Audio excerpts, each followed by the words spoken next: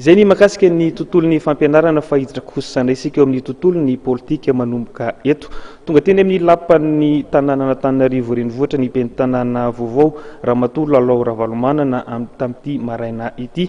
Niaraka tamin'ny délégation mafonja ny teny ary nikasa anatotosa ny famindram-pahefana tamin'ny PDS ny colonel Ramiaramanana Joseph. Deo jerentsika ary ny fanadidina.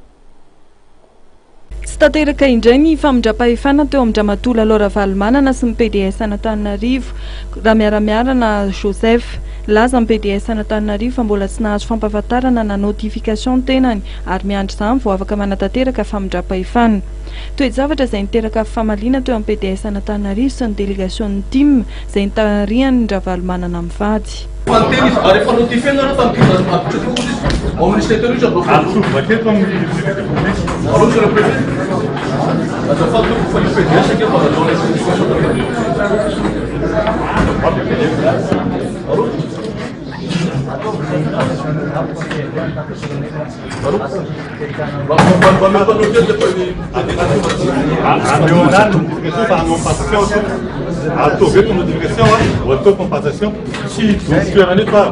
Nandritra ny tafafoty amin'ny mpanao gazety ny namafisin'ny ben'ny tanàna Lalao Ravalomanana fa betsaka ny asa lahara-pahamehana ho amin'ny fanarenana Antananarivo renivohitra. Anisany nasian-tsindrom-peo manokana momba ny fanomanana fotoam-pahavaratra izay mahapetraka ny tondra-drano ary ny fidiran'ny mpianatra. Izy mbola tsy manao passation, lazainy mbola tsy notifié izy. Fa izany ara efa tatiana noboka tamin'ny sabotsy efa officiel hoe mamerina tamin'ny fa zany fitonga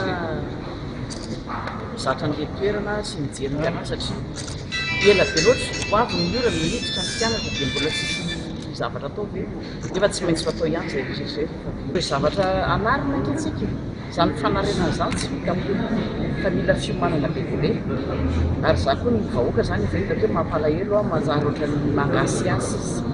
Fa ny telon'izao tsy tanteraka ny fampindram-pahefana teo amin'ny Ramatoa Lalao Ravalomanana sy ny PDS ny colonel Ramiaramanana Joseph.